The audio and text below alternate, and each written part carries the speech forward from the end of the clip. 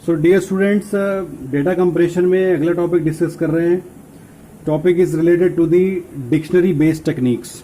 ठीक है, अभी तक हमने जो डिस्कशन किया है वो बेसिकली पर्पस क्या है डेटा कंप्रेशन पढ़ने का, कि जो लेटर्स हमारे मैसेज में, ठीक है, या इमेजेस में पिक्सल्स या किसी भी फॉर्म में जो कंपोनेंट्स हैं डिफरेंट मैसेज के, उन कंपोनेंट्स को हम कोड वर्ड्स किस तरह से असाइन करें ताकि हमारे दो पर्पस सॉल्व हो सके।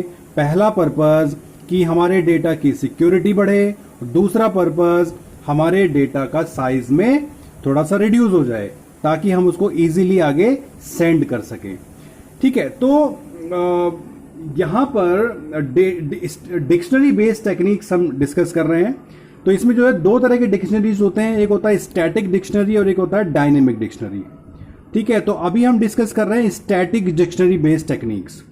सो देखो, डिक्शनरी का मतलब क्या होता है कि जैसे हम जनरली वे में समझे, dictionary is what, it is a collection of various elements and along with the corresponding meanings. तो इस सिमिलरली यहां पर होगा, तो डिक्शनरी क्या होगा, it will be A collection of various letters used in any message, okay, and उन letters के करस्पॉन्डिंग कोडिंग्स ये हमारे पास रखी होगी। जब कभी भी कोई मैसेज, जैसे मान लीजिए आपको एक अल्फाबेट दिया गया है, उसमें 3 लेटर्स हैं ए बी सी, हम एग्जाम्पल के लिए छोटे छोटे साइज के अल्फाबेट को ही समझेंगे। मान लीजिए एक अल्फाबेट है ए, जैसे इंग्लिश है, इंग्लिश में 26 लेटर्स हैं, उनको यूज नहीं कर रहे हम क्योंकि ज्यादा लंबा लेंथी क्वेश्चन हो जाएगा तो ऑन पेपर सॉल्व करना मुश्किल होगा। तो समझने के लिए हम क्या करते हैं, छोटे छोटे एग्जाम्पल्स लेते हैं। ऐसे एग्जाम्पल्स आपको एग्जाम में मिलेंगे। ठीक है, तो आपको जैसे एक अल्फाबेट दिया गया है ए, उसके अंदर 3 लेटर्स हैं ए बी सी, इनको मिला के एक मैसेज लिखा हमने, A B A C B B A, anything, कोई भी मैसेज दिया गया है। जैसे हम 26 लेटर्स इंग्लिश अल्फाबेट को यूज करके एक मीनिंगफुल मैसेज लिखते हैं, उसी तरह से इसको मान लेते हैं कि मैसेज लिखा हुआ है। तो अब इस मैसेज को हम डायरेक्टली ऐसे तो भेजेंगे नहीं, जब हम सेंड करेंगे इसको तो हमारे पास इसको करने के हम क्या करते हैं, इसको एनकोड करते हैं। तो एनकोड करने के लिए जो स्टैटिक बेस्ड डिक्शनरी टेक्निक्स है वो क्या कहती है, हमारे पास पहले से ही एक डिक्शनरी होगी, जैसे ए बी सी, उसके अंदर कुछ लेटर्स होंगे और उन लेटर्स के आगे इनकी कोडिंग लिखी होगी, फिक्स कोडिंग। ठीक है, जैसे हमने लिख दिया यहां पर 10। तो मान लीजिए ये पहले से हमें गिवन होगी, हम इसको बनाएंगे, बनाने के बाद अपने पास सेव रखेंगे और अब इन्हीं कोड वर्ड्स, देखो ये कोड वर्ड्स और कोड दो चीज होती है ना, उनको आप रिलेट कर लीजिएगा, पहले भी डिस्कस कर चुके हैं हम, कोड वर्ड्स और कोड।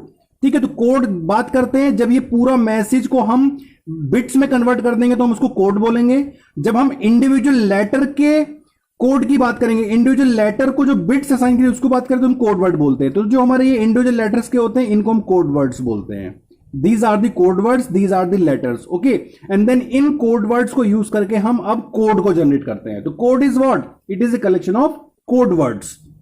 तो जैसे मान लीजिए इसको आपको एनकोड करना, एनकोड कैसे करेंगे हम देखेंगे डायरेक्टली, बस हम कुछ नहीं करना है। डिक्शनरी है हमारी, स्टैटिक डिक्शनरी है, फिक्स डिक्शनरी है, चेंज नहीं हो रही है, एक बार बना लिया बन गया, अब इसी को यूज करते जाना है। तो अब ए लेटर की करस्पॉन्डिंग देखेंगे डिक्शनरी में क्या है, 00, तो हम लिखेंगे 00। उसके बाद बी के करस्पॉन्डिंग हम देखेंगे क्या लिखा है, 01, फिर लिखेंगे 01। सी, ए फिर से ए आ गया तो ए के करस्पॉन्डिंग फिर से वही 00। ठीक है, फिर सी के करस्पॉन्डिंग फिर से वही 10 एंड सो ऑन। इस तरह से करके हम हमारे मैसेज को एनकोड करते हैं। ये हमारी डिक्शनरी बेस्ड टेक्निक्स होती है, कई जगह पर इसका भी यूज किया जाता है। ओके, तो ये एक तरीका है। दूसरा तरीका होता है हमारा डायनेमिक बेस्ड डिक्शनरी, उसको हम आगे डिस्कस करेंगे। अभी हम डिस्कस कर रहे हैं स्टैटिक बेस्ड डिक्शनरी को। तो स्टैटिक बेस्ड डिक्शनरी में एक टॉपिक डिस्कस करते हैं। सो इसमें स्टैटिक बेस्ड डिक्शनरी में एक टेक्निक है जिसको हम बोलते हैं डायग्राम कोडिंग। डायग्राम कोडिंग, ठीक है, this is the most popular form of the static based dictionary techniques. ठीक है, तो इसके ऊपर कभी कभी एक्सप्लेन करने के लिए क्वेश्चन बनता है, या फिर इसके ऊपर कभी कभी एक छोटा सा क्वेश्चन दे देते हैं और इसको सॉल्व करना होता है। आसान क्वेश्चन होता है, ठीक है, एग्जाम्पल से हम इसको समझते हैं। ठीक है, एक्चुअली होता क्या है कि इसमें जो है ना जितने भी अल्फाबेट में लेटर्स दिए जाते हैं, जैसे मान लीजिए आपको एक अल्फाबेट दिया गया है, उसके अंदर लेटर्स हैं ए बी सी, तो एक डिक्शनरी ऑलरेडी हम बनाएंगे या दी जाती है हमें कोई ना कोई तरीका यूज करके। हम एक्चुअली होता क्या है कि देखो डिक्शनरी कैसे बनती है, डिक्शनरी बनती है on the basis of the analysis of the message. Mean जैसे हमने ये मैसेज हमको दिया गया, ओके, ये प्रीवियस वाला मैसेज देखते हैं, इस मैसेज को हम देखते हैं तो इसमें हम देखेंगे कि कौन से लेटर्स या कौन से कॉम्बिनेशन ऑफ लेटर्स की रिपीटेशन ज्यादा हो रही है। तो हम जो हमारी डिक्शनरी बनाते हैं इसी के बेस पर बनाते हैं। तो जैसे मान लीजिए कौन से कॉम्बिनेशंस की प्रोबेबिलिटी ज्यादा हो सकती है जब हम कोई मैसेज को लिखते हैं, तो उसके हिसाब से हम क्या करते हैं, इनकी एनकोडिंग करते हैं। तो जैसे मान लीजिए आपको ए लेटर, बी लेटर और सी, ये तीन तो रहेंगे ही रहेंगे। इसके साथ साथ हम जब डिक्शनरी को थोड़ा बड़ा करेंगे तो कैसे करेंगे, इसमें हम कॉम्बिनेशंस देखते हैं on the basis of analysis of the message, किस टाइप के मैसेज को हम एनकोड कर रहे हैं, उसके बेस पर हम देखेंगे कि कौन से कॉम्बिनेशन जो है हमारे मैसेज में ज्यादा आने के चांसेस बनते हैं। जैसे कि मुझे लगता है कि ए एक साथ ज्यादा मिलने के चांस है, ओके, सो हम ए को भी हमारी डिक्शनरी में इंक्लूड करा लेंगे। मान लीजिए मुझे लगता है कि ए बी आने के चांस ज्यादा बनेंगे, मान लीजिए मुझे लगता है कि बी सी के आने के ज्यादा चांस लगेंगे, मान लीजिए मुझे लगेगा कि ए सी के आने के ज्यादा चांस लगेंगे, एंड सो ऑन। इस तरह से करके on the basis of analysis of the message environment, उसके बेस पर हम क्या करते हैं, हमारी डिक्शनरी बेस्ड टेक्निक, डिक्शनरी को डिजाइन कर लेते हैं। तो these are the letters of the dictionary and these are the code words. और फिर हम क्या करते हैं, इनको जो है कोड वर्ड असाइन कर देते हैं। जैसे ए को दे दिया, मान लीजिए मैंने 0 0, अब देखो फिक्स लेंथ का भी हो सकता है, डिफरेंट लेंथ का भी हो सकता है। जैसे मान लीजिए मैंने फिक्स लेंथ का दे दिया, फिक्स लेंथ मींस कि सारे कोड वर्ड्स की जो लेंथ है वो सेम होगी, ठीक है। तो मैंने क्या कहा कि भाई ए को बोलेंगे 0 0 0, बी को बोल दिया 0 0 1, सी को बोल दिया 0 1 0, इसको बोल दिया 0 1 1, फिर इसको बोल दिया 1 0 0 1 0 1 1 1 0 एंड सो ऑन।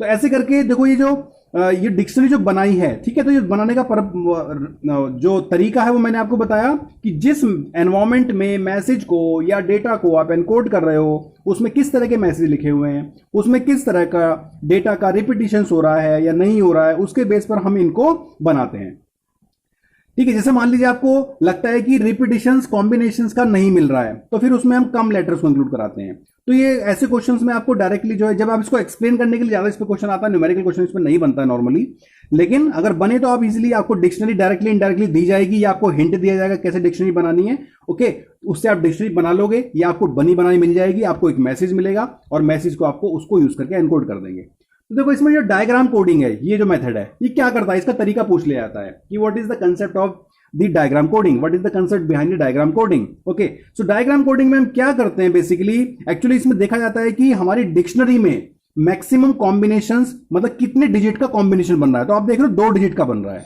मैक्सिमम जो कॉम्बिनेशन है हमारे डिक्शनरी में वो कितने डिजिट का कॉम्बिनेशन बन रहा है, 2 डिजिट का कॉम्बिनेशन बन रहा है।